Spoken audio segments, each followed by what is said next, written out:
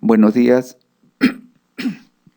Agradeciendo primero al cuerpo médico por esta invitación, también a mi jefe de servicio, jefe del departamento, para hablar sobre la cardiomiopatía hipertrófica, la experiencia quirúrgica que tenemos como servicio. Y por último, agradecer a los asistentes y oyentes. Gracias. Eh, Nosotros, si hacemos un poco de historia, la cirugía de la cardiomiopatía hipertrófica fue un tema difícil de ser tratado.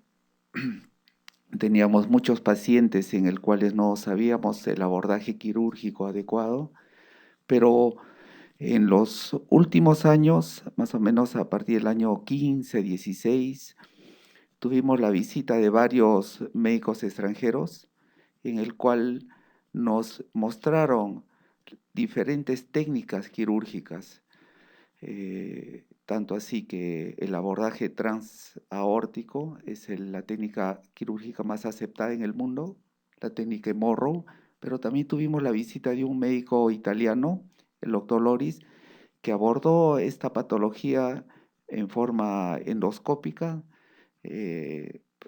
transmitral, como les voy a enseñar los gráficos que se tiene en la literatura médica. Personalmente viajé a Houston, al Baylor, en el cual tuve la oportunidad de ver esta cirugía eh, en el campo quirúrgico, el abordaje de ellos. En ese momento la forma de invadir este paciente era la forma transaórtica, la resección, la miectomía transeptal transaórtica, que es la técnica más difundida actualmente en el mundo. Entonces, con este preámbulo vamos a empezar la exposición. Primero, unos pocos conceptos de este tema. Cuando se hacen los estudios epidemiológicos a nivel de las personas, se hace estudios por medio de ecocardiografía, que es la forma de invasión de estudio de estos pacientes, y se ve que más o menos hay un caso cada 500 personas, y siempre hay un ligero predominio en el sexo masculino. Cuando también se estudia a estos pacientes que tienen cardiomiopatía hipertrófica, se ve que hay un rasgo autosómico dominante. Se ve familias con esta patología, como hemos tenido experiencia acá también en el ICOR, padres, hijos que tienen la patología y son transmitidos generalmente por 11 genes que codifican alguna alteración proteica al nivel del miocardio. Entonces, esta patología se caracteriza por una obstrucción dinámica que varía de intensidad. Generalmente está localizada en la porción subaórtica entre el septum hipertrofiado y la válvula mitral. Esta zona de convergencia entre el septum y la válvula mitral generalmente causa un movimiento sistólico anterior de la válvula mitral, ocasionando diversos grados de insuficiencia mitral. Cuando uno hace el diagnóstico, tiene que hacer el diagnóstico viendo el incremento del grosor de esta pared septal. El método de diagnóstico puede ser ecocardiográfico, puede ser por resonancia, puede ser por tomografía, pero por un método diagnóstico tiene que evidenciarse ese incremento de la pared. Cuando sube de 15 milímetros, se considera que hay una hipertrofia del septo, pero descartando otras patologías como la estenosis aórtica, la hipertensión arterial, etc. Y para definir que hay obstrucción del tracto de salida del ventrículo izquierdo, se define cuando el gradiente es mayor de 30. Pero para darle un tratamiento invasivo a estos pacientes, el gradiente tiene que ser mayor de 50. Entonces, estos pacientes evolucionan a veces teniendo una vida normal. Tienen su hipertrofia, tienen su obstrucción del tracto de salida, tienen a veces diversos grados de insuficiencia mitral, pero evolucionan con una vida o unas condiciones de vida aceptables. Solo un 5% de este grupo de pacientes son candidatos a una terapia invasiva. Las terapias invasivas, como se describe en el cuadro, son tres, ¿no? La colocación de un marcapaso, un desfibrilador, disculpe, o la ablación por alcohol o el tratamiento quirúrgico. Entonces, cuando nosotros realizamos el tratamiento invasivo, que es la ablación por alcohol o la resección del septum, tenemos que considerar que los pacientes tienen que tener por lo menos una gradiente mayor de 50, una gradiente del tracto de salida. Tener síntomas graves que los lleven a una calidad de vida deteriorada, una clase funcional 2, 3. Síncopes recurrentes. Entonces, recién esos pacientes, y adicionando la terapia médica máxima, recién si no hay respuesta a esto, pasa al tratamiento quirúrgico. El tratamiento quirúrgico más usual, extendido, reproducible a nivel del mundo es el procedimiento de Morrow. Morrow, sus primeros tratamientos quirúrgicos, hizo la invasión vía transaórtica, separando los velos aórticos y resecando la zona de hipertrofia. Un grupo de estos pacientes no solo tienen la hipertrofia del músculo, del septum, sino tiene asociado patología de la válvula mitral. Puede tener músculos aberrantes, hipertrofiados,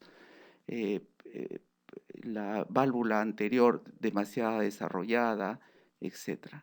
Entonces, no solo hay patología propia del septum, sino también a veces asociada patología de la válvula mitral, que tiene que ser corregida en el acto quirúrgico. ¿Qué buscamos con la cirugía? ¿Cuál es el objetivo quirúrgico? El objetivo quirúrgico del tratamiento es incrementar el área, el diámetro del tracto de salida del ventrículo izquierdo. Al aumentar el área, el diámetro del tracto de salida, disminuimos presiones, disminuye la velocidad de flujo. Y a veces solo realizando esta disminución del septum, ampliando el diámetro del tracto de salida, la insuficiencia mitral que es funcional se revierte. Pero algunas veces no solo hay hipertrofia del septum, sino también está asociado a patología de la válvula mitral, en el cual de la válvula mitral o del aparato subvalvular mitral. Entonces, durante el acto quirúrgico tiene que ser tratado adicionalmente a la corrección de la hipertrofia, la patología de válvula o aparato subvalvular. Entonces, acá como describo en esta parte del cuadro, a veces los músculos papilares son más gruesos, están en otra posición, entonces se realiza una diversa forma de corrección, plicaturas, movilizaciones, resecciones, etc. Y a veces cuando la válvula mitral está ya alterada por fibrosis, por cambios histológicos, a veces se realiza el reemplazo valvular. En el año previo al año 2020 se han publicado una serie de guías de manejo de esta patología. La patología es de bastante interés clínico porque no solo abarca la parte quirúrgica, sino la parte médica, la parte diagnóstica, ¿no? El seguimiento. Hay médicos genetistas encargados de solo el seguimiento, hay médicos de rehabilitación encargados de estos pacientes. Por lo tanto, el tratamiento de esta patología es multidisciplinaria. La patología también se asocia muchas veces a alteraciones del ritmo cardíaco. Entonces, los electrofisiólogos también tienen un papel importante en esta parte. Los ecocardiografistas, los rehabilitadores, los médicos clínicos, los médicos que hacen resonancia magnética en corazón, etc. Por lo tanto, es una patología de multidisciplinas. Entonces, cuando se publica esta guía en el año 2000, como uno de los primeros puntos a resaltar, que dice que estos centros que trabajan esta patología tienen que ser multidisciplinarios, en el cual se demuestra resultados excelentes en el trabajo de esto. Entonces, hacia esto nosotros tenemos que dirigirnos. La parte quirúrgica, como les voy a demostrar luego en los resultados que hemos hecho, vamos hacia la excelencia, al tratamiento óptimo, para calificarnos como un centro especializado en este manejo. La ecocardiografía es la base del diagnóstico, es la base del seguimiento, del tratamiento, porque nosotros cuando hacemos el tratamiento intraoperatorio tenemos que tener el ecocardio a la mano, transesofágico. Entonces la ecocardiografía se ha puesto como primera línea en este manejo. Una serie de indicaciones, ¿no? Indicaciones de 1. Y como segunda línea de diagnóstico de la patología es la resonancia magnética.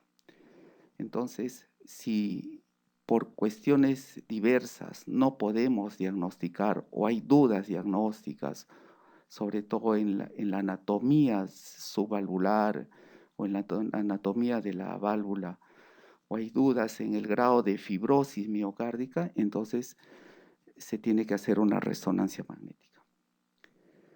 Pero la tomografía está relegada a un segundo plano. No podemos hacer diagnósticos precisos usando solo la tomografía.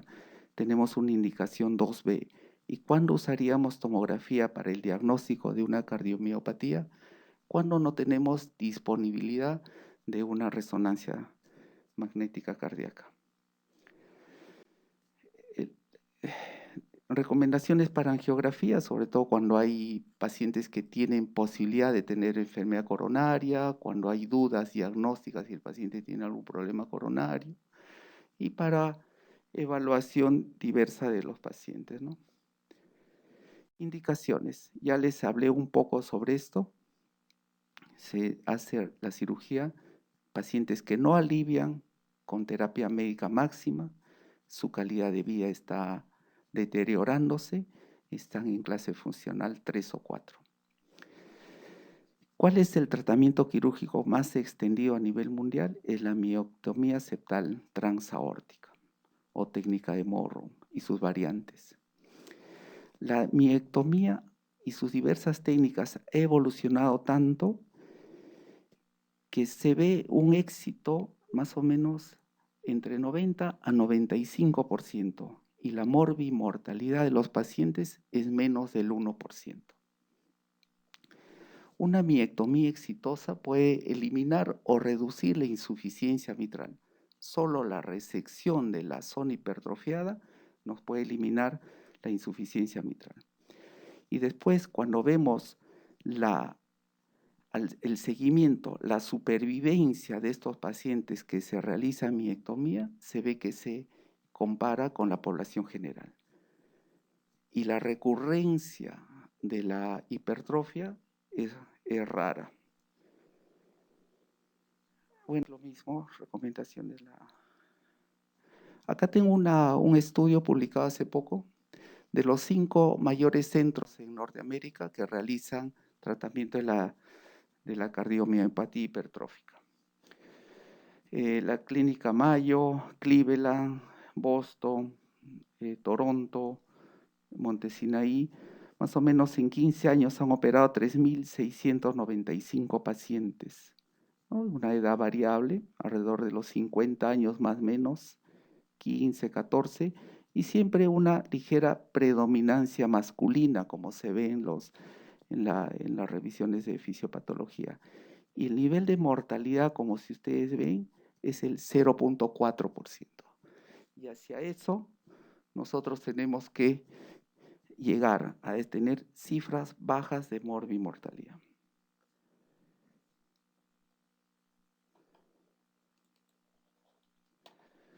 ¿Cómo funciona?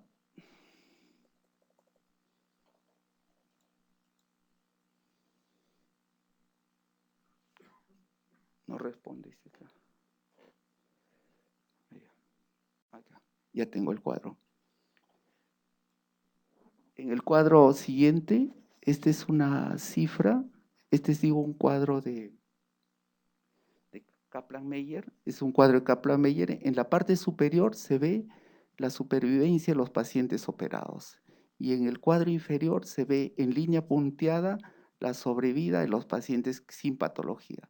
Entonces, cuando hacemos una comparación, las líneas van paralelas. Entonces, la cirugía es exitosa, la supervivencia es tan buena que se compara con la población general.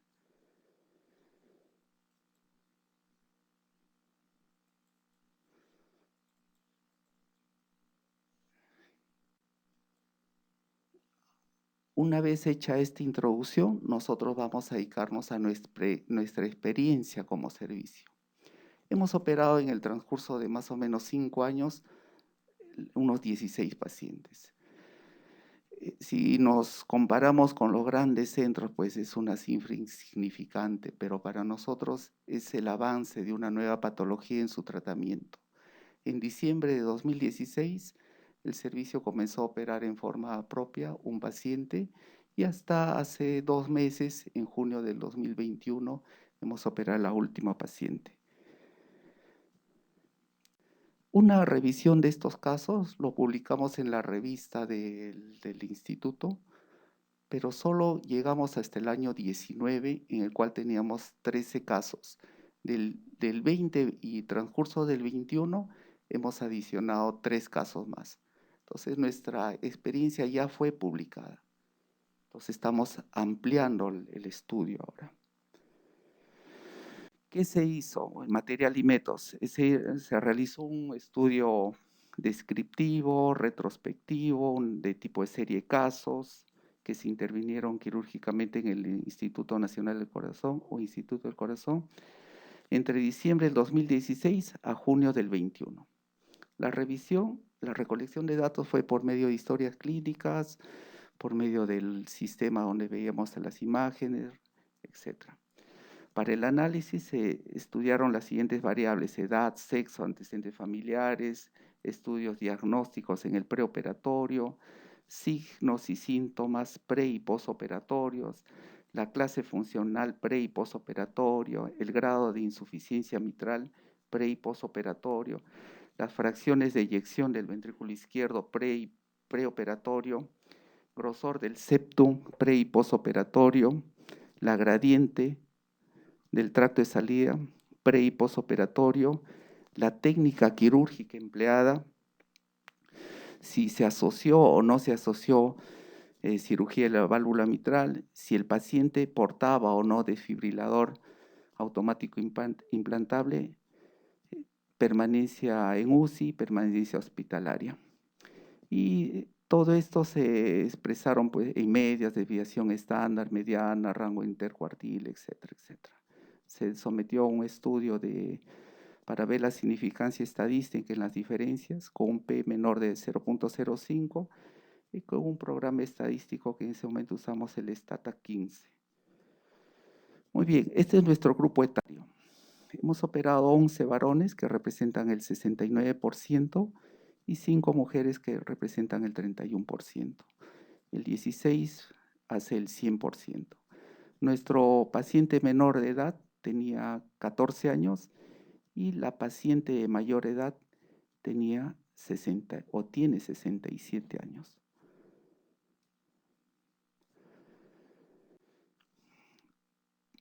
Trece pacientes, 81% de nuestros casos presentan antecedentes familiares de miocardiopatía hipertrófica obstructiva. Esto ya les mencioné, entre 14 y 67 años fue nuestra población y la mayoría varones. Todos los pacientes sometidos a cirugía tenían terapia farmacológica máxima. Nosotros recibimos el paciente una vez que el cardiólogo ya no puede dar más terapia. Entonces, una vez que el cardiólogo clínico llega al tope de la terapia, pasa a cirugía para ser evaluado por nuestro equipo y nosotros consideramos ya la opción quirúrgica. 9 pacientes ya se habían colocado un dispositivo de desfibrilador, un DAI. Todos los pacientes tienen estudio ecocardiográfico, todos. El cateterismo cardíaco solo se realizó en 46%. Resonancia magnética, que no lo he puesto porque realmente tenemos pocos casos, fueron solo 3. Los síntomas más frecuentes que presentaron estos pacientes en el preoperatorio fueron la disnea, angina y síncope. La disnea en clase funcional 3-4. El grado de insuficiencia mitral se evaluó tanto en el preoperatorio, en la consulta, en el intraoperatorio por medio de una ecocardiografía transesofágica, antes del acto quirúrgico y después del acto quirúrgico para ver el resultado, y en el posoperatorio en el cual se está haciendo seguimiento a estos pacientes para ver si hay recurrencia y la sobrevida a largo plazo. En 15 pacientes nosotros hemos realizado la miectomía septal extendida según la técnica clásica de Morrow. Es la técnica más difundida a nivel del mundo, como les dije. Y solo en un paciente se realizó una miectomía septal transmitral por una mini toracotomía derecha, video asistida. Este único paciente fue realizado por el doctor Lori, el italiano, en compañía, en asistencia del equipo quirúrgico de Lincoln. Las características de este grupo de pacientes más o menos es 39 años en promedio, varones, como le dije, la mayoría, un gran grupo con antecedentes familiares. La disnea presentaron 16, 100%, angina 9, síncope 4, portadores de DAI 9, como les dije. Características del intraoperatorio. El tiempo de pinzamiento de aorta como un promedio de 82 minutos, o sea, 1 hora 20 más o menos 36 minutos. En algunos casos, si el tratamiento se realiza y una vez desclampado el paciente, reanudado el latido cardíaco, hacemos el control ecocardiográfico y vemos que ya la gradiente disminuyó y se corrigió la insuficiencia mitral, terminó la cirugía. Pero si vemos que el gradiente no ha disminuido o la insuficiencia mitral, si hay insuficiencia mitral asociada, no se ha corregido, tenemos que reingresar a circulación extracorpórea, hacer parada cardíaca y volver a resecar la parte redundante o lo que falta. Es por eso que los tiempos a veces son extendidos. Pinzamiento de aorta, circulación extracorpórea más de 2 horas de promedio, unos que han llegado hasta 3 horas. Como le dije, que hay que reanudar la cirugía. Plastía hemos realizado en 3 pacientes. Diversas técnicas, anuloplastía, y a veces hay que hacer unas pequeñas correcciones en velos mitrales, etc. Reemplazo de válvula mitral hemos realizado en 4 pacientes. Entonces, esto es lo que tenemos que ir progresando poco a poco. Hay que evitar el reemplazo de la válvula mitral. Hay que tratar de que solo el trabajo sea hacia la plastía.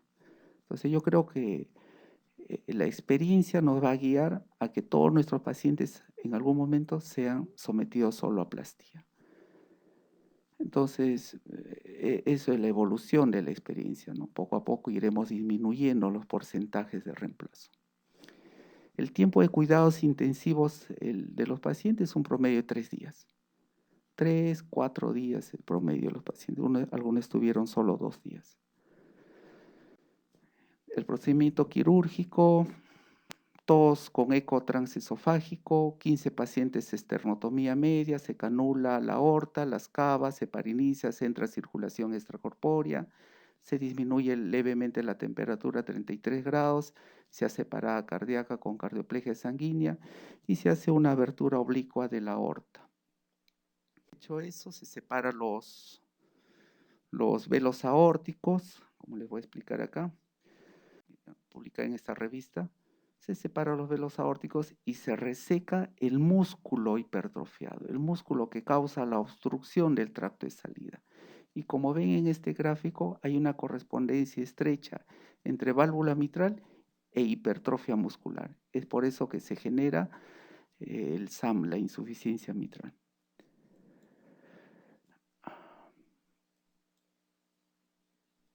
Ya. Esta es otra forma de ver la hipertrofia. Nosotros abrimos la aorta, separamos los velos y al fondo se ve el músculo hipertrofiado, el músculo que obstruye el tracto de salida.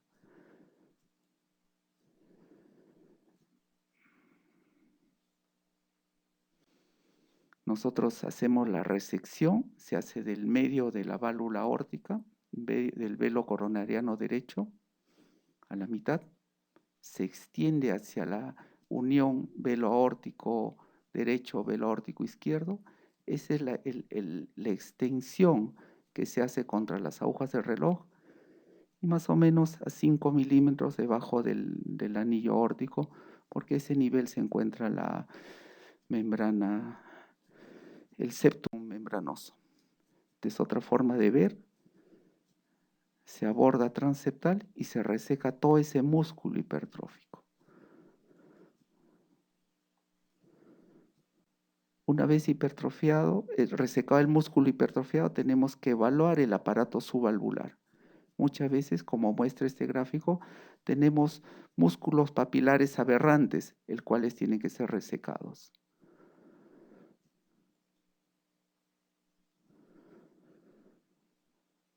Corresponde.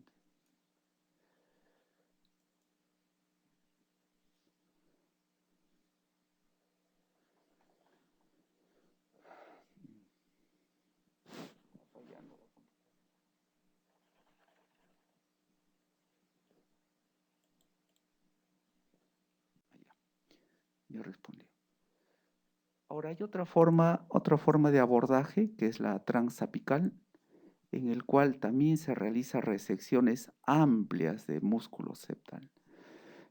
Una discusión clínica que tuvimos con el grupo de cardiopediatría hace pocas semanas, 1 o 2 semanas, me indicaba el doctor Niño Guzmán que él es el abordaje que están realizando ellos en niños, el abordaje transapical.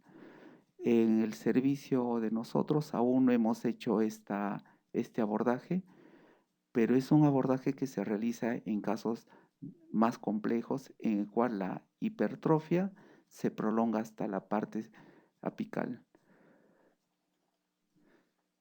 No responde. Se cuelga.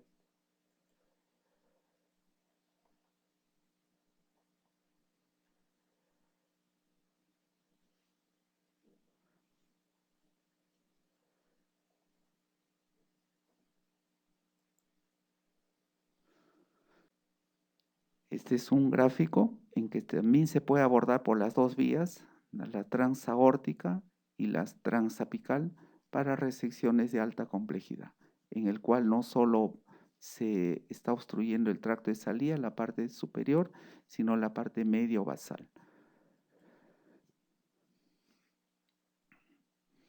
Este es el abordaje transvalvular mitral. Este es el velo anterior de la válvula mitral, el cual se desprende, está desprendido acá, y se ve la hipertrofia muscular, el cual se reseca. Entonces ya hemos revisado las 3 formas de abordaje, la transaórtica, transapical y transvalvular mitral. Generalmente esta técnica se utiliza por video, es video asistida.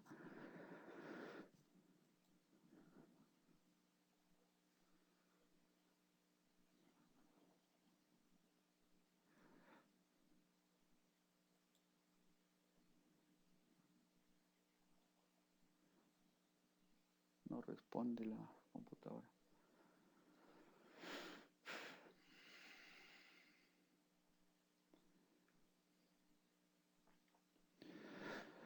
Se ha colgado el sistema.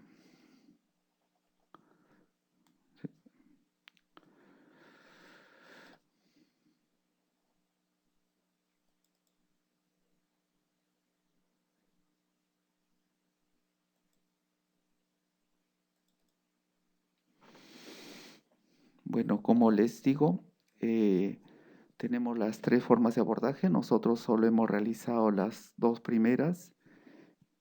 Ya, aquí está. Bueno, esto ya les dije. Vamos a avanzar más rápido. No responde. Ya, muy bien. Desenlace final. 85 de los pacientes en el preoperatorio estaban en clase funcional 3-4. En el posoperatorio, el 100% de los pacientes pasó a clase funcional 1-2. Cuando hacemos el estudio de significancia estadística, tiene significancia estadística. El P es menor a 0.05, ¿no? El gradiente medio del tracto de salida en el preoperatorio, el promedio fue 111.4 milímetros de mercurio y disminuyó en el posoperatorio a 15.7. 85% de los pacientes presentaba una insuficiencia mitral severa y en el posoperatorio el 92% de pacientes tuvo una insuficiencia leve o nula. Solo un paciente quedó con moderada. Tenemos 2 eventos a resaltar en este caso.